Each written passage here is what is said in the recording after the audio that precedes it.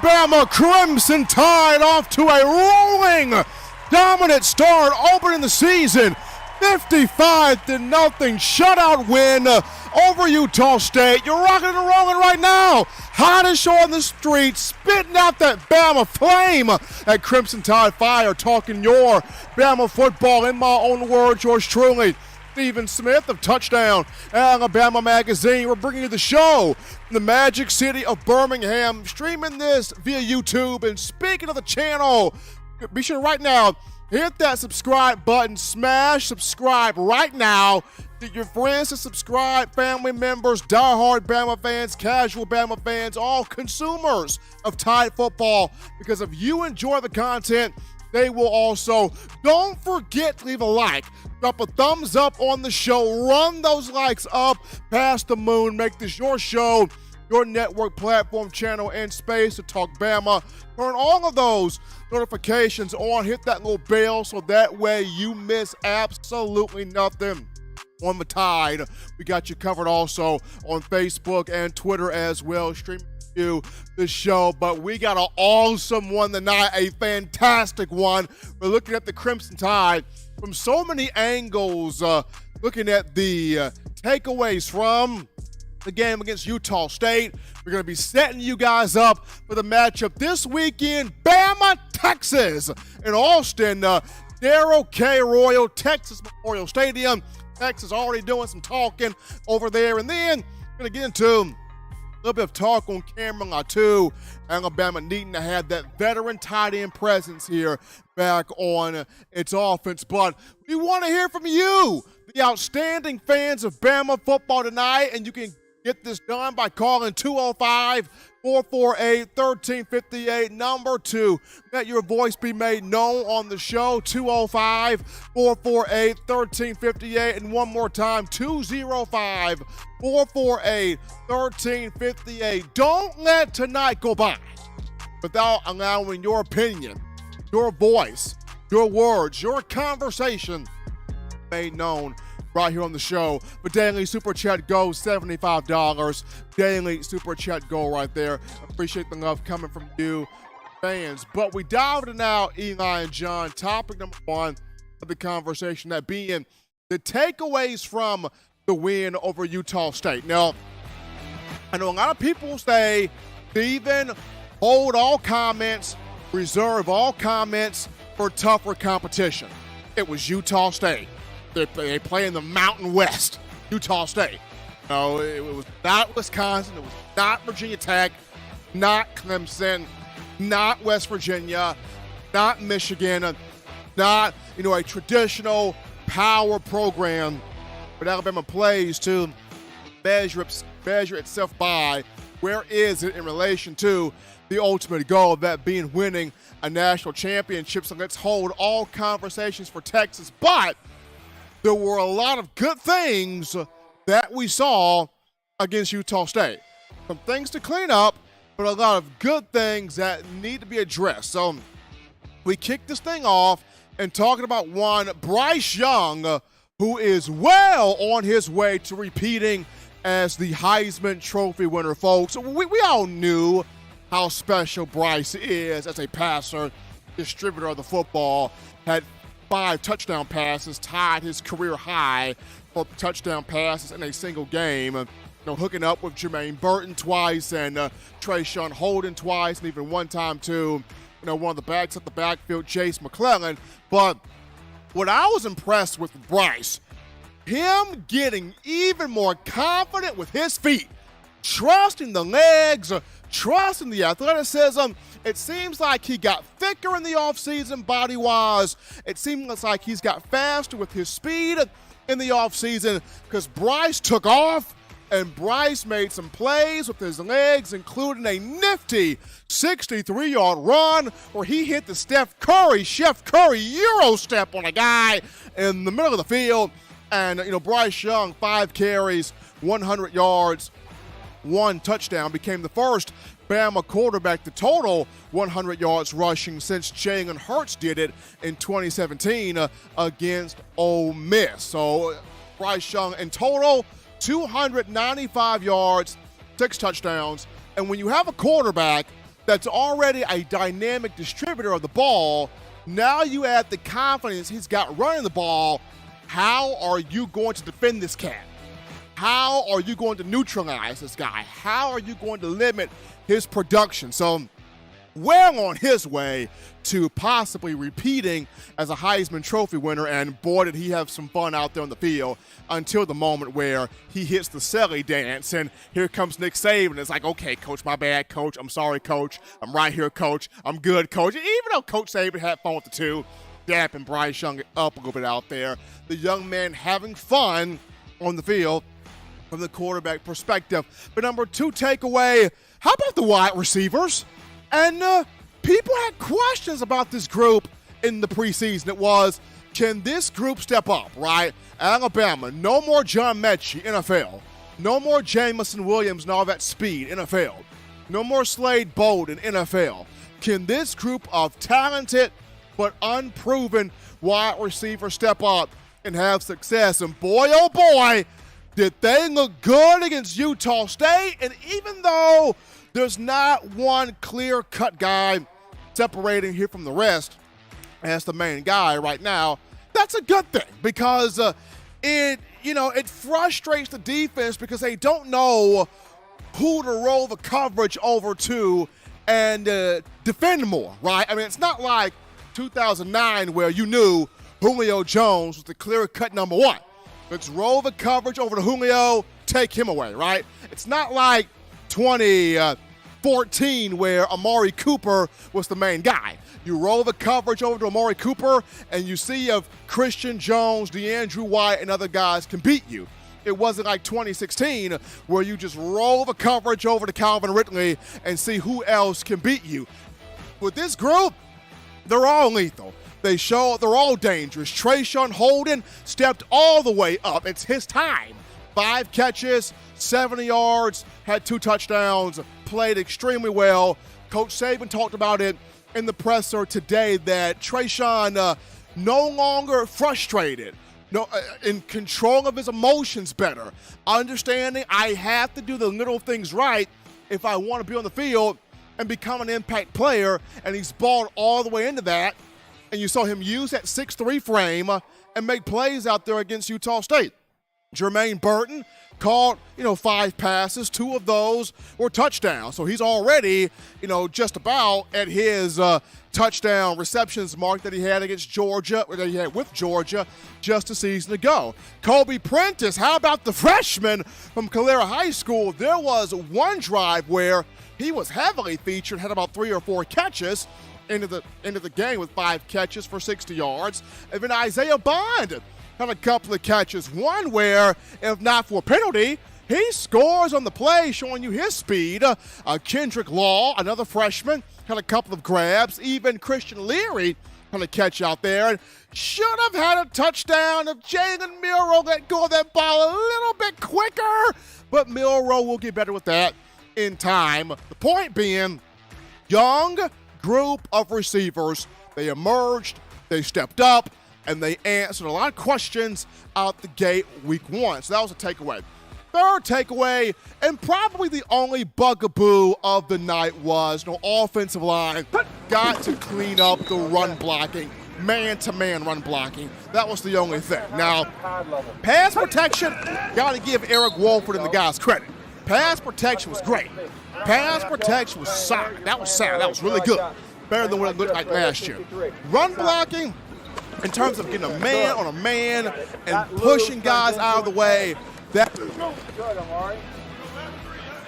cleaned up because Saban talked about it. Bama didn't consistently average the 3 and 4 and 5 yards to carry the way it would have liked to. Yes, it had some explosive runs with Bryce Young and Jahmyr Gibbs, but you want to have those consistent 3, 4, 5 yards a pop there. Now, the good news is, in zone blocking, where they blocked down, that's where Alabama excelled at, and that's where Jahmyr Gibbs had the 58-yard run there. But Coach Wolford, the front line, got to clean up the man blocking there in terms of running the football. But that was the only kind of bugaboo of an issue. But I feel like they'll get that worked out here as we continue through this season. The fourth takeaway, come on down, OB.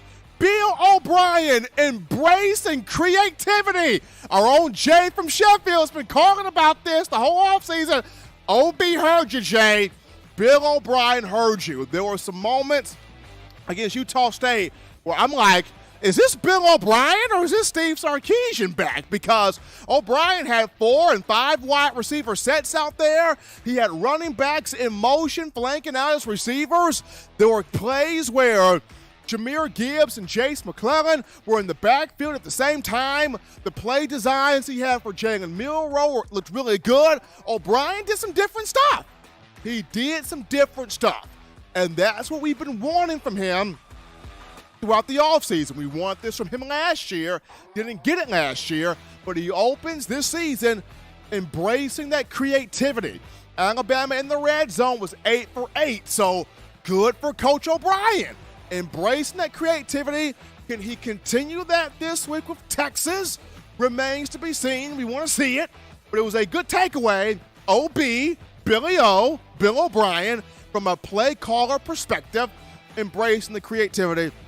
So last but not least here, takeaway, Alabama defense. This group's got a chance to be special.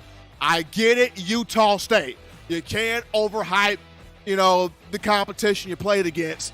But this was the first time in the Nick Saban era where the defense shut out the opponent in the season opener.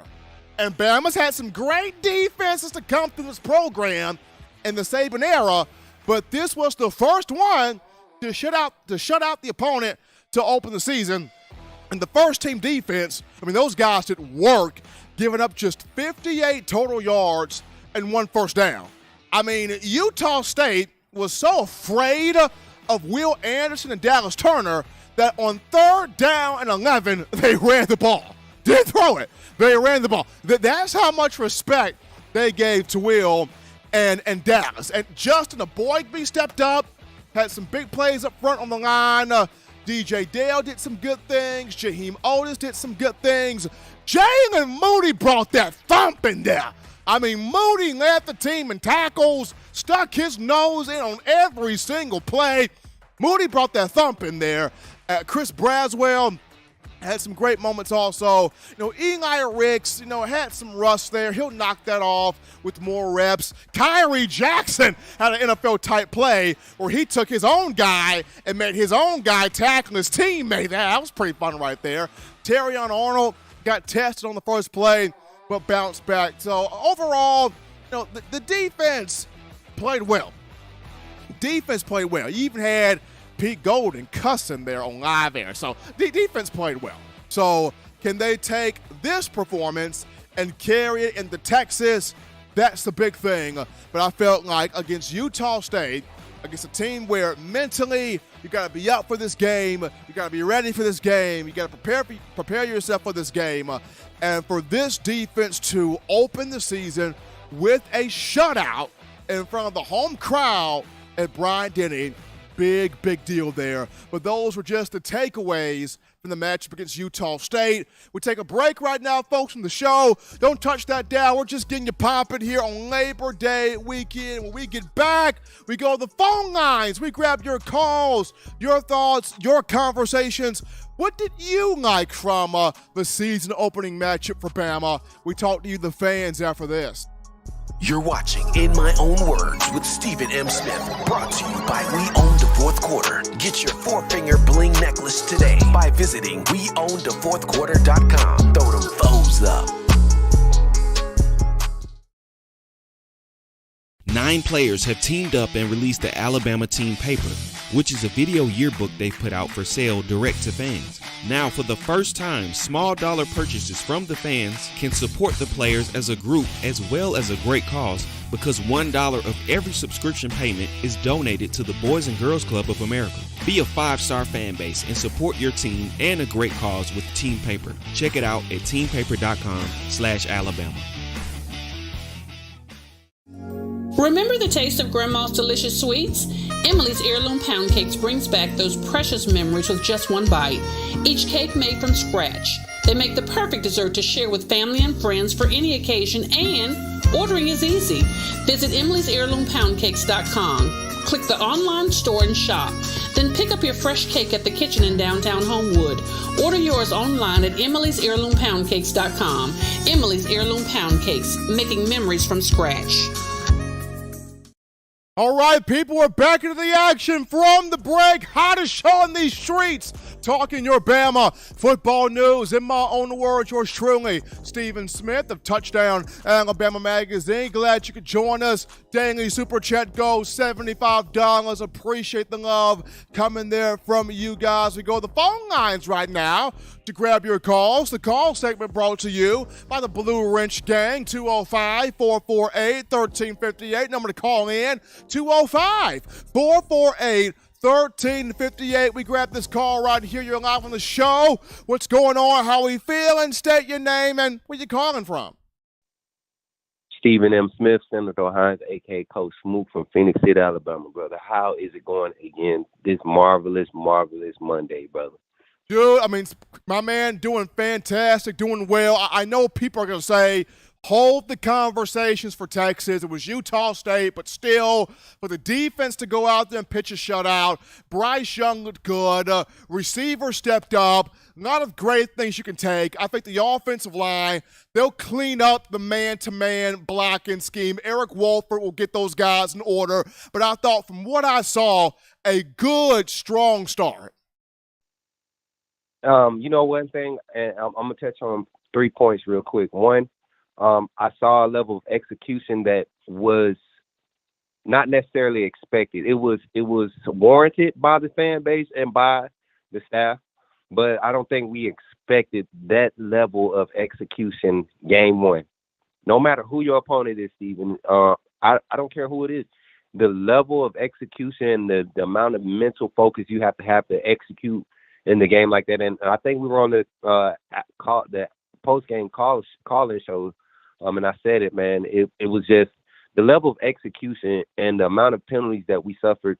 You look at game one last year compared to game one this year, and I just put the comment in the chat. Same caliber of opponents. I would say maybe a little bit more talented team this year compared to last year. When you talk about depth and knowing the amount of talent that's lying in wait, especially on the defensive side, the depth on the defensive side, Stephen, it was at one point I forgot who was playing corner. All of our corners can go and play at any time, just based off that. And Kyrie Jackson looked confused the first play when he was out the first couple plays, but the play when he was able to just play football, you could tell when he was in man, when he was in an assignment that he was comfortable with.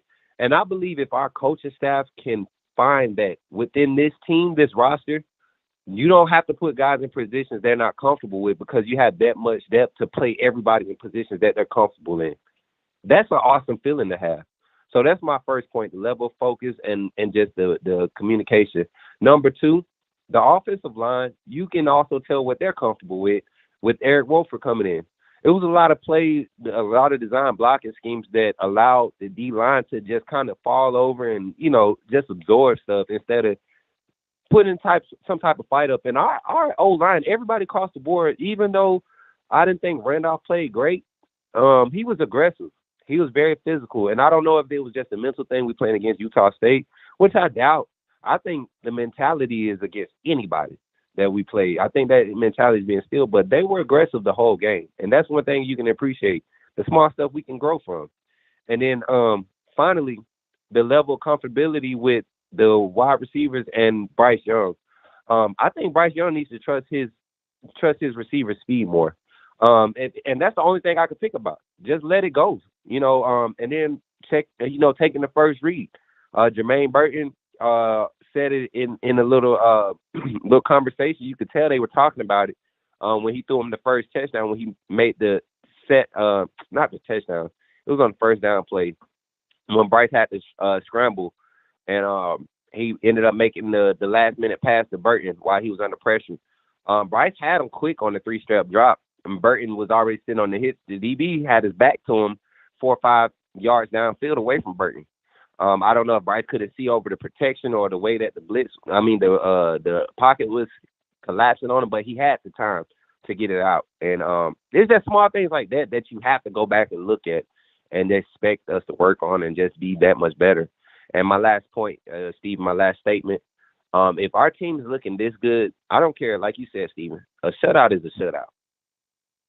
Utah State, they didn't get shut out at all last season. They didn't have one shutout last year. So anytime you get a shutout, first game of the season where you're supposed to make your mistakes and grow from them, that's a scary thing as far as opponents. And as a fan, as a football coach, as a person that knows the game of football, a lot of guys didn't get opportunities to make an impact, but they were still executing. And that's the main thing we need to look at as fans. That's the main thing we need to look at as people who love football. The level of execution that Alabama operated on against Utah State was phenomenal. And UT, I feel sorry for you. I feel sorry for him, Steven. Appreciate y'all taking my call. Roll Tide in the chat. Blue Ridge Gang, love y'all. Love y'all, TDA. Everybody, much love. It's your boy, Coach Smook, and I'm out. Coach Smokes and Adore Hines starting us off here on a Monday. We grab this call here. You're live on the show. What's going on? How are you feeling? State your name and where you calling from? Hey, Steve, this is Robert from Chicago. How you doing, man? Doing great, Robert, and yourself? I'm doing good, good.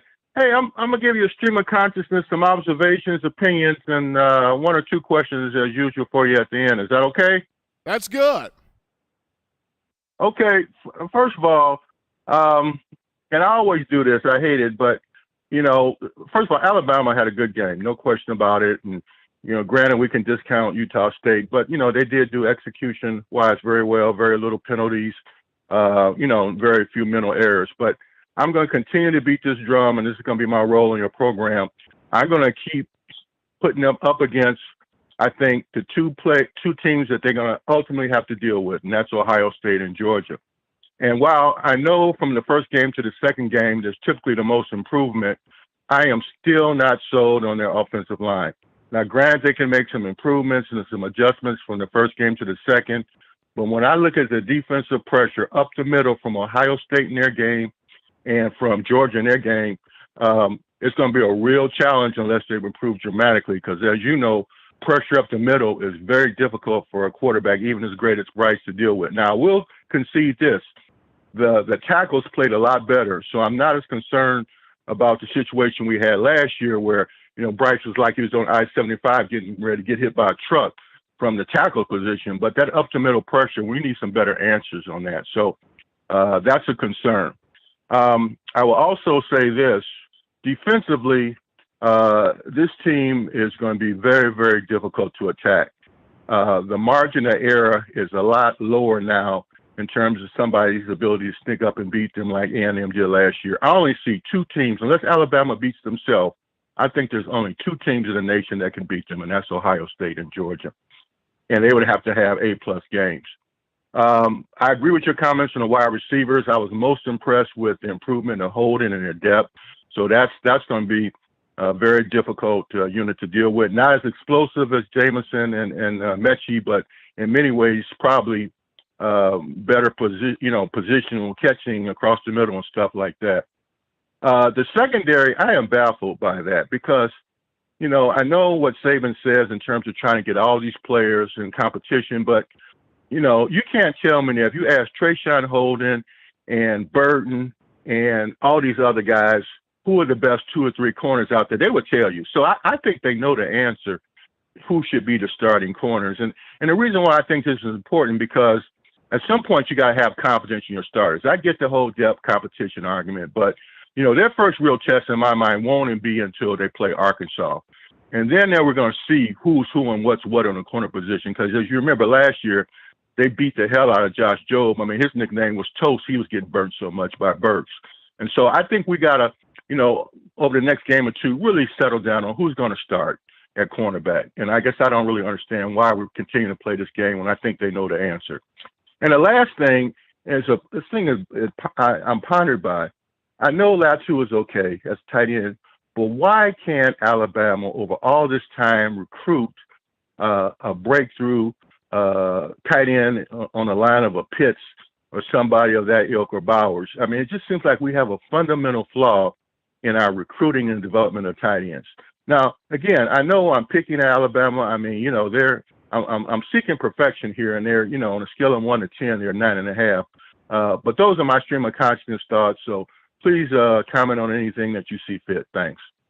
Appreciate Robert from Chicago calling in there. So I guess I could give a comment on the tight end deal. It's kind of like finding a pimple on Miss America.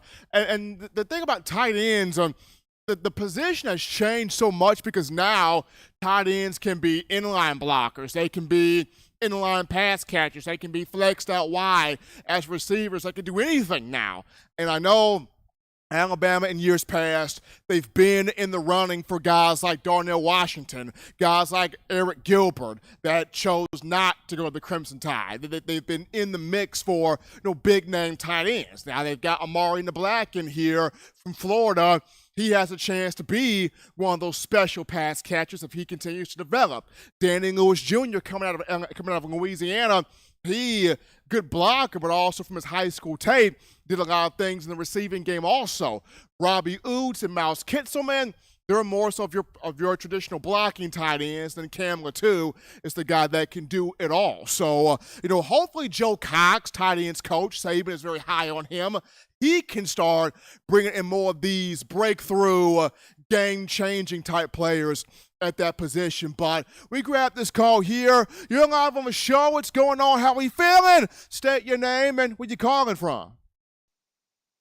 It's David M. It's Robert from Oakland. Robert, what's happening with you, man? Yeah, the team looked pretty good Saturday. I do echo a lot of the concerns from the other callers, mainly around the run game, the run blocking. It was a little, when they get anything between the tackles as often as we would have liked against the Utah State. But, that'll come with time, we hope. Jameer Gibbs definitely looks like he's the real deal, though. I mean, he's, when he did get his blocking, he was able to perform at a really high level once he finally, when he was able to get some blocks and he was able to, take off and run. He was definitely exceptional, showing himself to be exceptional. Of course, Bryce Young is is still the king. I mean, the Heisman Trophy guy. I thought from what I'm told, he broke a record. Was that the first time a quarterback threw for 5 touchdowns and 100 yards in a game? I believe that's what I've heard some commentators say. So, I mean, he's definitely showing he's not going to give up the Heisman easily this year, which is good. That's good for us. And of course, the defense was as good as advertised. I mean, they lived up to the hype in this game. Then, of course, the Texas game is going to be the real gauge for the team. They'll be in a hostile environment with 100,000 people, however many they can fit in that stadium, screaming at them, desperate to beat Alabama. So we'll see how they handle the road noise and Texas. If they just slaughter them like they have the talent to do, then once again it'll be Alabama, Georgia, and everybody else, which looks like that's the case anyway. But if it takes a while to break away, then we'll still see things. We'll all see things we need to work on. But overall, it's a great game and a great beginning of the season. It's great to see a home game in Tuscaloosa for a change. The opening game in Tuscaloosa for a change. It's been a long time. But yeah, it was still some things to work on. Can't wait to see Cam Latu back. Definitely need to get him into the mix to make make the offense click a little better. And but Trayshawn Holden, the guy looks like he's taking a step to the next level. He was outstanding Saturday. We'll see how he is on the road against Texas. But Saturday, I mean, he wasn't dropping anything. Even a few misses that were misses were just he caught them, but it was just one half shoe out of bounds from his third touchdown of the game. The guy was just unstoppable for Utah State. We'll see what he does against Texas and going further. But right now, he's looking like, hey, I want to be the next great Alabama receiver. So that's going to be good fun to watch. Oh, poor LSU. Sorry about how it went. Tough day for LSU, but appreciate my man Robert from Mobile calling into the show here. LSU, Brian Kelly, not the way you wanted to start the season, but they lost there to Florida State and the blocked extra point there at the end, 24-23 in favor of the Seminoles. But it was a good first game for Alabama. I know people want to discount and discredit Utah State, but it was a good first game for Alabama. You get the shutout, you execute it well, offensive line will clean up what they need to clean up, and I think in this matchup with Texas, you take on Sarkisian, you take on former Alabama coaches on Sarkisian's staff, you take on a couple of former Alabama players now at Texas, you take on the Texas fans, you take on the Heat, for goodness sake. I think Alabama is taking on a lot here in this game. But I think if it goes in there and shows the physicality it has, the execution it has, the toughness that it has, and it beats the Longhorns like a drum, then you get more of that realization of, okay, this Alabama team is for real, even though people are waiting for the SEC competition to come into play. But we got a cool topic here, and this one goes to Darian Dalcourt, offensive lineman center for the Crimson Tide. Dalcourt was not only one of 9 players recognized for Player of the Week honors for Alabama's coaching staff, but he also made SEC Lineman of the Week. Dalcourt had perfect snaps, and that was the problem he had last year, was not being consistent with snapping the ball. The quarterback did not have a botched snap against Utah State. Every snap was perfect, every snap was clean, and he played a big role, and not just a big day for Bryce Young, but the big day for the entire offense, putting up 55 points there against Utah State. So big kudos there to one Darian Dalcourt. But we're taking another break here on the show. Don't touch that dial, because upon our return, Texas talking. The Longhorns talking big cash. We're talking their fans talking, the marching bands talking, even one of the players is getting that sort of bulletin board material set up. So we set you up for Bama, Texas, right after this.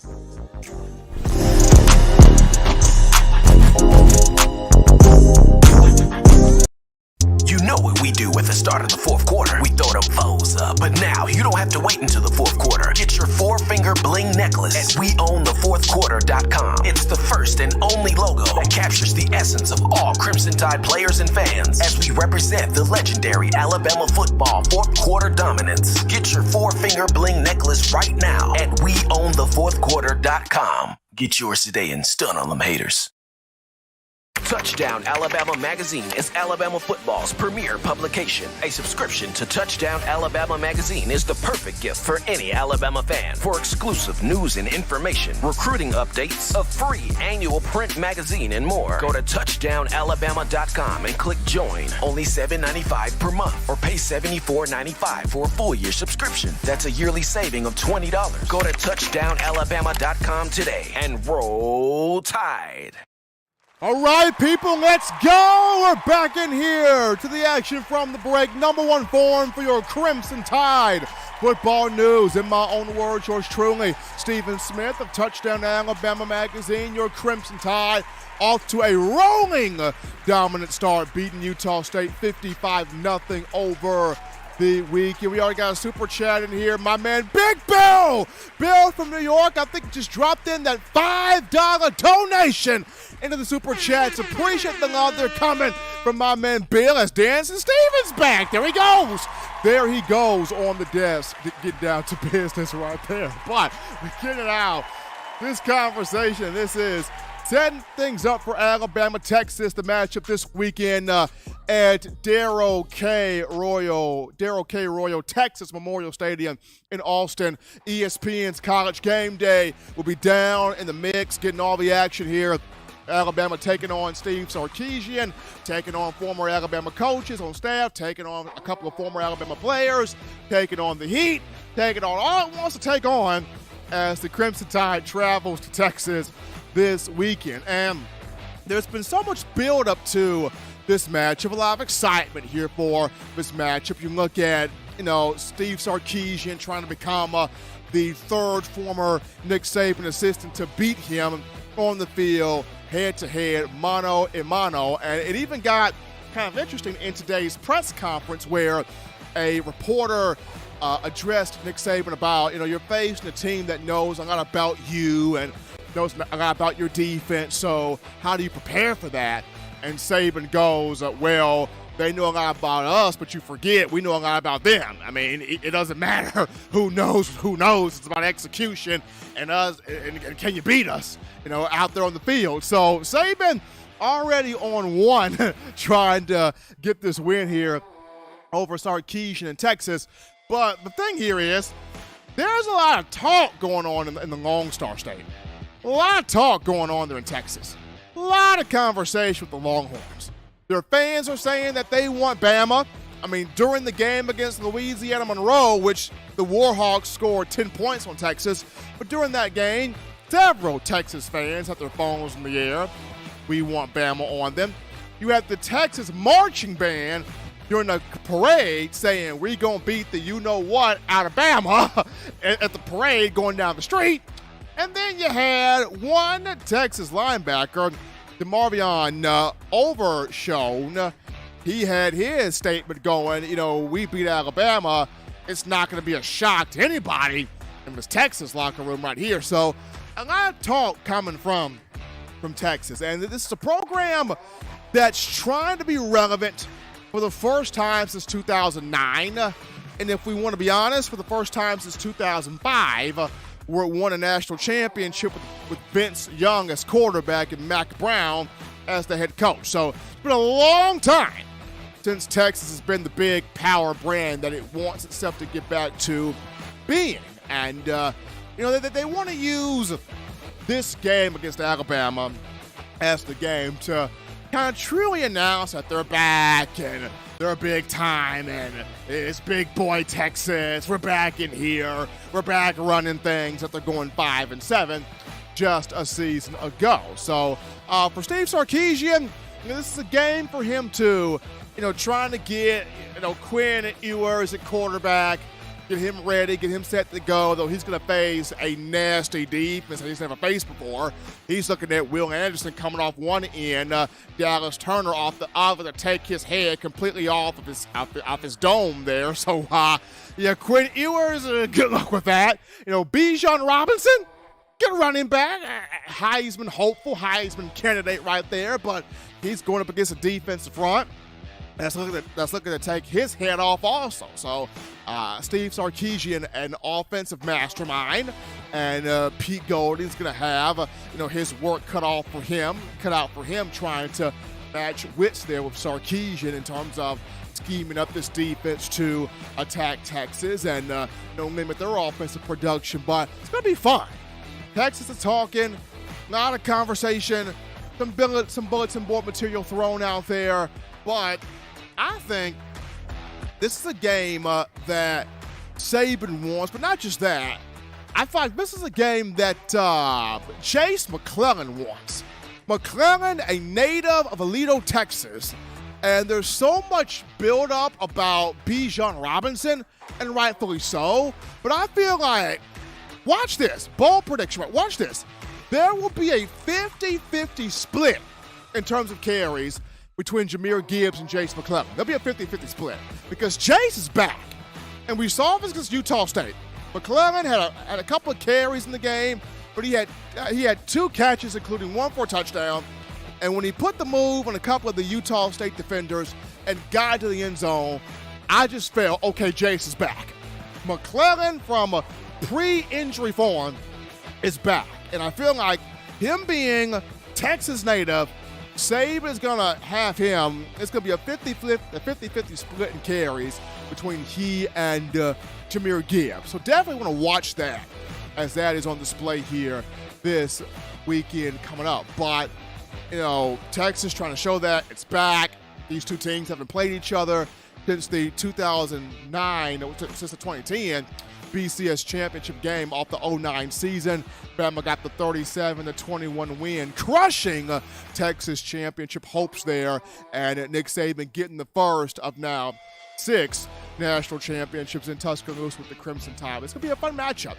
Bama, Texas this weekend, ESPN College Game Day will be in the mix right there. But We take a break right here, folks. Don't touch that dial. When we get back, we return to the phone lines. We grab your calls, your thoughts, your conversations, a dialogue with you, the Bama fans. It returns after this. Don't touch that dial. Call in right now as we're taking your calls up next on In My Own Words with Stephen M. Smith, brought to you by We Own the Fourth Quarter. Visit WeOwnTheFourthQuarter.com now to get your four-finger bling necklace. Every sports fan deserves the proper representation. Whitwell Sports introduces to you the Title Towel. Wave that Title Towel in the air like you just don't care in support of Nick Saban and the Alabama Crimson Tide. Only $9.99 and it lasts a lifetime. Head on over to WhitwellSports.com and get your Title Towel today. Touchdown Alabama Magazine is Alabama football's premier publication. A subscription to Touchdown Alabama Magazine is the perfect gift for any Alabama fan. For exclusive news and information, recruiting updates, a free annual print magazine, and more, go to touchdownalabama.com and click join. Only $7.95 per month, or pay $74.95 for a full year subscription. That's a yearly saving of $20. Go to touchdownalabama.com today and roll Tide. As we're back into the action from the break, gotta show some love to you guys, the Bama fans, the Bama Nation right here.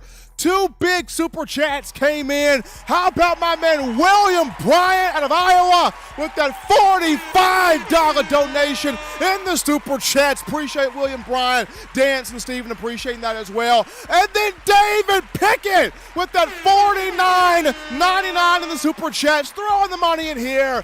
The daily super chat goal of $75 has been met because of you guys, the passionate fans of Bama football. Remember, tomorrow, streaming 6 p.m. Central Time, TDA YouTube channel. You got the Bama Standard. You want the fun, you want the laughs, you want the comedy, you want the Bama football and the Bama legends. Check out Justin Riley, comedy legend Steve Brown, all SEC linebacker Marvin Constant, Bo Scarborough, yours truly Stephen M. Smith. We got a great guest tomorrow, Trent Richardson, former Alabama running back in 2011 national champion, also 09 national champ as well. Will be joining us on the show to break down the Bama matchup with Texas. But right now, we go to the phone lines to grab your calls. Call segment brought to you by the Blue Wrench Gang, 205-448-1358. You're live on the show. What's going on? How we feeling? State your name and where you calling from. Stephen, I'll tell you what, it was great to be back. Have the first game, the first home game of the season at Bryant-Denny Stadium. Didn't that feel good? It felt great, Wagon. It felt fantastic. Seeing the student section stay all the way through to the end. I think it was over 98,000 fans in the seats, so that was awesome. You had the LED lights. That was fantastic. But I thought the best thing was, Waylon, the execution by this Alabama team. I know it's Utah State, but to get the shutout, that was big right there. Well, they didn't get shut out a game last year, and Alabama shut them out the first game. I think the coach said that Alabama was one of the best football teams he'd ever saw or played against in his career, so that says a whole lot. But I saw 3 explosive offenses this first week and a half of play: Tennessee, Georgia, and Alabama, scoring in the 40s and the 50s.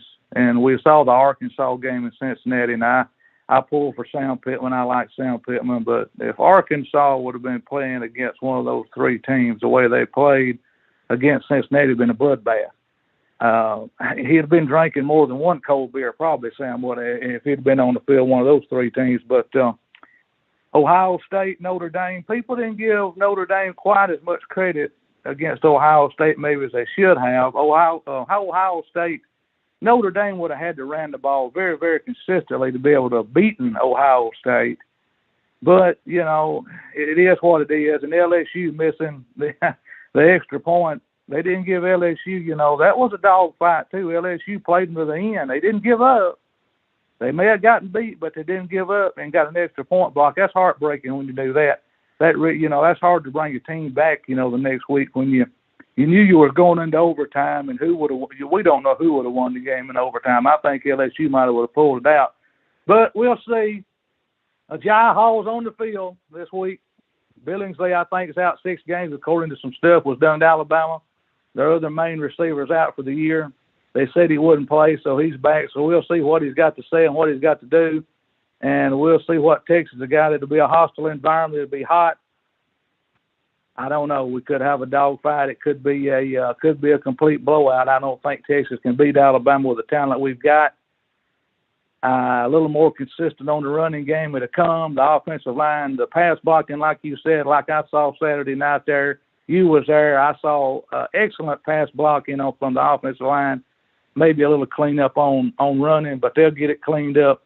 Wolford's working on it. He knows how to handle it, and it will be handled before the season's over. Pete Golden is doing a great job with this defense. He's got a lot of talent. All right, I love all y'all. Blue Ranch gang, y'all looking good. Y'all making this show the hottest show on the street, hottest show in the country. All these donations, we love y'all. Y'all be safe. We'll be back again on Wednesday or Friday. Bye-bye, everyone. Appreciate the President Waylon calling into the show. And that was a tough loss there for MSU, but I gotta give this. Billy Napier, Florida, big win for the Gators over Utah. Billy Napier getting that career in Florida as a head coach, started off rightly. We grabbed this call. You're live on the show. What's going on? How we feeling? State your name and where you calling from. What's up, my man, Steven? This is your buddy Noah. What's up, man? Doing great, my man. How you feeling? Hey, Steven, I don't got you a question, but I got 3 questions for you. You ready? Go ahead. I got your Alabama cooler at my house right now, buddy. Say it again. No, I couldn't hear that. I got Alabama cooler. Okay. And I got you a song. Tell me you like it or not. Go ahead. Are you ready? Let's hear it. You know that one? Yep. That's it right team. There. That's it right there. Hey, Steven, catch me one more question. I'm sorry I forgot to tell you this. Congratulations on your wedding, my man. I forgot. I'm sorry. I hope we beat Texas. Hey, Steven, I hope we beat Texas. I predict us 45, Texas 0. 45-0. Bama over Texas coming from Noah. Appreciate Noah there from Virginia with that call.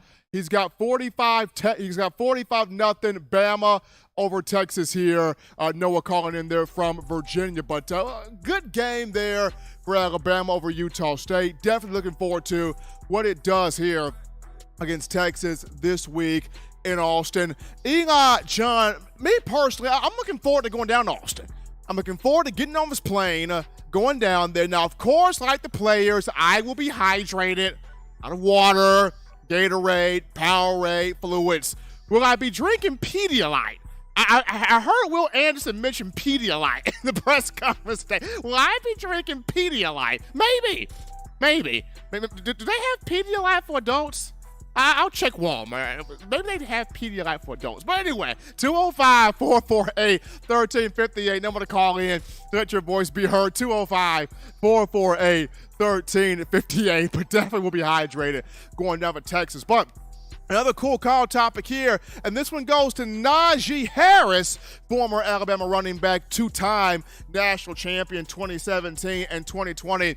In his second season with the Steelers, he's been named team captain. That's big there for Naji. After his rookie year, he totaled 1,200 yards rushing, 10 total touchdowns, 467 yards receiving. Mike Tomlin seeing the leadership that this young man presents at the running back position. Naji Harris, team captain, entering his second year with the Steelers. So he becomes the third former Bama player reportedly getting team captain honors in the NFL for his respective team, joining Tua Tagovailoa with the Dolphins, Jalen Hurts with the Eagles. We grabbed this phone call. Here you're live on the show. What's going on? How we feeling? State your name and where you calling from. Hey, Steven. Hey, my man. I'm sorry I forgot one more question on you, bub. Go ahead. Hey, because I'll tell you this. I want you to announce my name and in the show. Tell them thank you. Your buddy No called in and all that. and I want y'all root for the Dodgers. I hope the Dodgers go to the World Series. Can you tell them on TV for me? Okay. Appreciate that coming from Noah. They're not a Dodgers fan, a Braves fan, but the Dodgers do have Freddie Freeman. Still kind of sad that Freddie Freeman is no longer with the Atlanta Braves, but I'll get over it. It's going to be tough, but I'll get over it. We'll take this call here. You're live on the show. What's going on? How we feeling? State your name, but where you calling from? What's going on, Steve? Your boy Elijah from Jersey. How you feeling tonight? Doing great, Elijah, and yourself? I'm hanging in there. I just came from doing a little grocery shopping. Something I need to be doing right now. I feel you. I hate it, but you got to do it if you want to eat, right? Right. Man, this is the first year I didn't believe Saban when he said, it was a lot of competition at each position. Saban, he throw everybody off. He going to tell you what he want to tell you. He going to give you what he wants to give you. He ain't going to give you too much information. Just like how he blew up on them guys at the press conference talking about the depth chart. He didn't have any problem until the depth chart came out. But, Saban a lot of times will throw people off. He knows who's his starters. But this is the first year when he said, he has a lot of competition at every position. From what he showed on the field with the defensive backs, the corners, this is the first year I really believe him. Because I really felt the way he was rotating the corners in the game and the way he was playing them, that they were auditioning. With Kyrie Jackson, with Ricks, with Arnold, the way they were just going in and out, you were like, he really don't know who his two starting cornerbacks need to be. And basically, this game is going to be the be-all, tell-all of who his starting quarterbacks are going to be going forward. I love the fact, when it came to the game, the biggest takeaway I got from it was the amount of players that got some playing time, got some experience.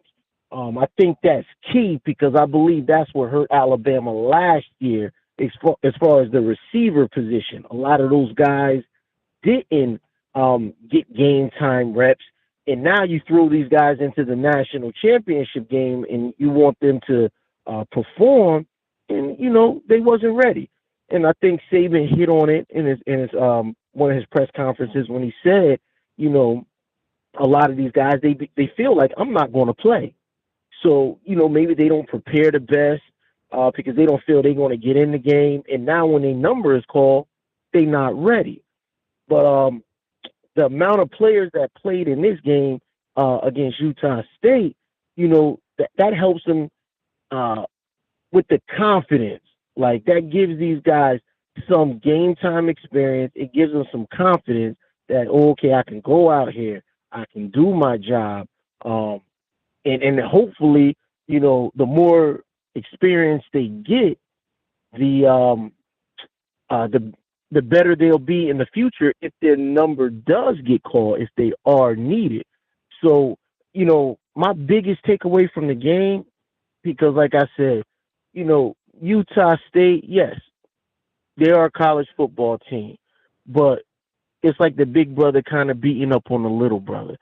I'm not going to take much away from that, but I do think the important thing was to get these younger guys the playing time that they did get, and have the cornerbacks audition like they did to see, who are the starting guys, who are the two guys that stand out the most on this team. And Steve, one other thing, the running inside the tackles, that is something that I feel we can get straightened out. Should our offensive line have bullied them around a little bit more? Yeah, I feel we should have.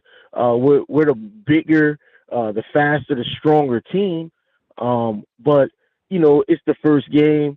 A lot of corrections probably do need to be made. It's a lot of things that we don't see from a fan standpoint.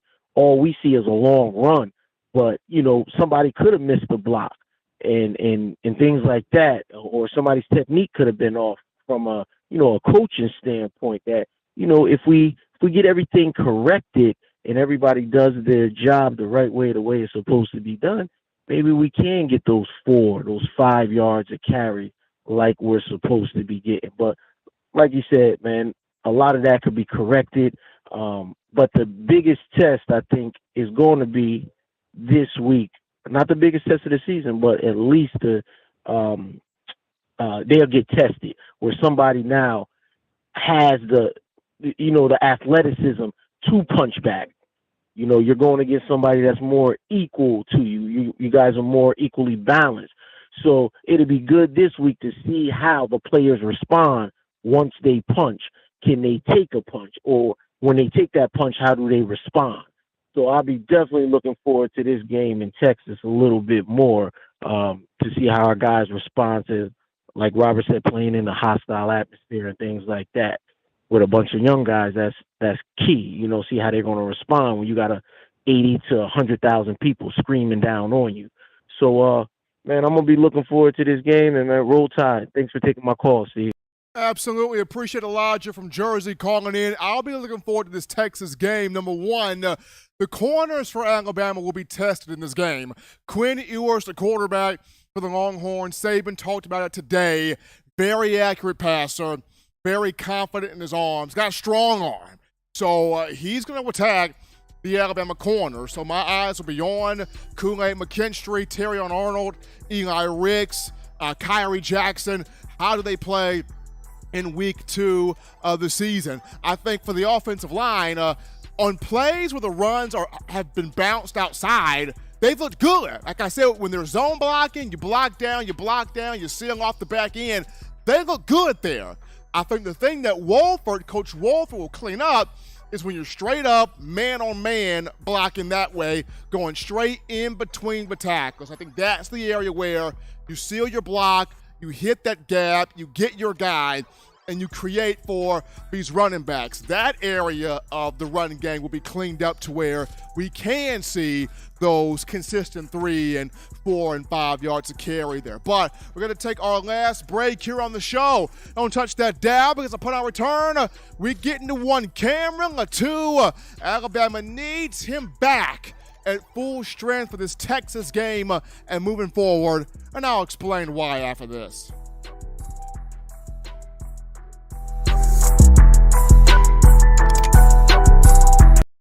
If you're an avid Alabama Crimson Tide fan and you love to flaunt it, then show your Alabama Crimson Tide support by grabbing the All Bama sneakers. They feature bold Crimson Tide graphics, so no one will be able to question where your allegiance lies. When you add these sweet sneakers to your Alabama Crimson Tide collection, go to stsfootwear.com and use the code TDAlabama for $15 off your purchase. That's code TDAlabama for $15 off your purchase. Go to stsfootwear.com and get your All Bama sneakers today.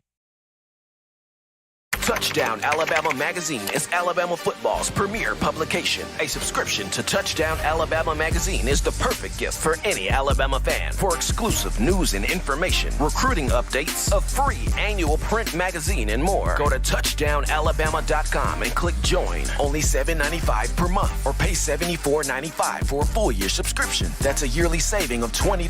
Go to touchdownalabama.com today and roll Tide. Thank you for tuning in. Show your support right now by clicking that like button. If you haven't subscribed, hit the subscribe button now and enable all notifications to make sure you don't ever miss any of the best Alabama football news, notes, and information right here on Touchdown Alabama. All right, people, we're back into the action from the break. Number one source here talking your Crimson Tide football news in my own words, yours truly, Stephen Smith of Touchdown Alabama Magazine. Folks, don't forget tomorrow, 6 p.m. Central Time, streaming right here on the TDA YouTube channel. We got the Bama Standard. You want fun, you want entertainment, excitement, laughs, comedy, Bama football talk, and Bama legends. Check out the Bama Standard with Justin Riley, comedy legend Steve Brown, all SEC linebacker and Bama great Marvin Constant, two-time national championship running back for your Crimson Tide, and USFL champion Bo Scarborough. Yours truly, Stephen M. Smith, as Trent Richardson, two-time national champion for your Crimson Tide, will be joining us to break down Bama, Texas for this week. So check out the Bama Standard, 6 p.m. Central Time, streaming right here on the TDA YouTube channel. Also, don't forget TDAwear.com.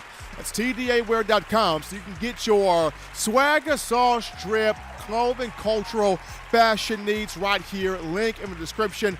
Get yourself set up with that gear today. Make it your one-stop shop there. Getting that gear, getting that fashion, supporting your Crimson Tide. And they always support Coach Saban, University of Alabama, the student athletes, and us here at TDA. But we look at now one Cam Latu, senior tight end for Alabama at 6'5", 244 pounds. Crimson Tide needing to have him back at full strength. Remember, he sustained a tweaked knee in fall camp, missed some time there. He came back during the latter portion of preseason camp and practiced in a non-contact jersey. He did dress out for the game against Utah State. He was dressed out. He was on the field. He did participate in drills, blocking drills, and routes on air drills and pregame warm-ups. And I thought, he was going to play in the game because he looked good out there in warm-ups. But the coaching staff decided to hold him out, possibly for precautionary reasons, but he looked smooth out there. But Bama's going to need for Latu to be on the field and be with this offense against Texas and moving forward throughout the remainder of the season.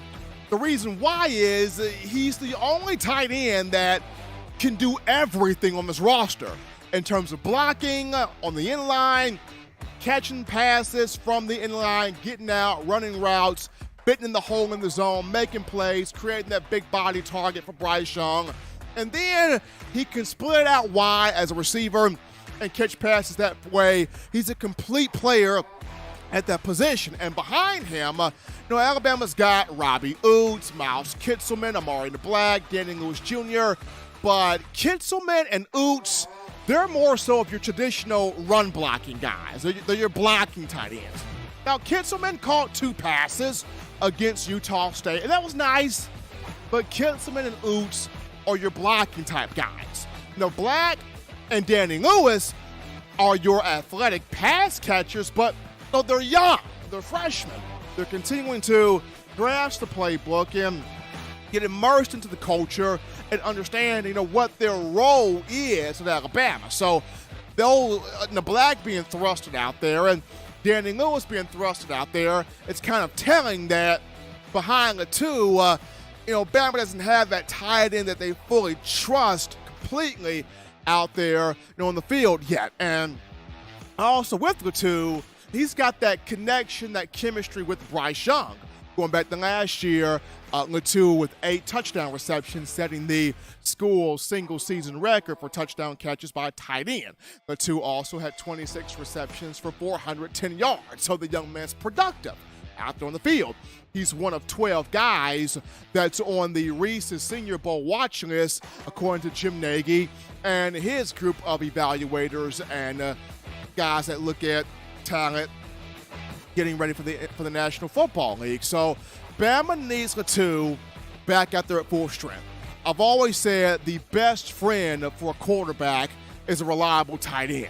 Cam Latu, a reliable tight end, and Bama's got to have him at full strength. The good news is he was out there in pregame warm-ups, dressed out against Utah State. He did go through drills. He did go through pregame warm-ups, so that's a good thing.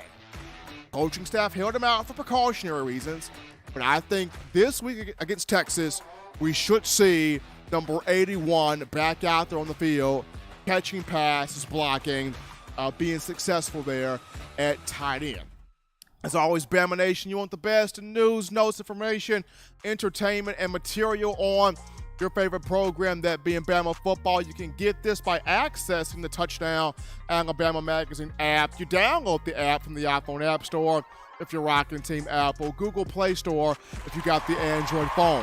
Now, for your audio needs, check us out, iTunes or Apple Podcasts, Spotify, Stitcher, Spreaker, Google Play, Overcast.fm, or iHeartRadio. Got you covered there. If the good and gracious Lord sees fit, I shall return on Wednesday, continuing the conversation that is Tide football. Remember, Bama fans, you can purchase individual copies of Touchdown Alabama Magazine.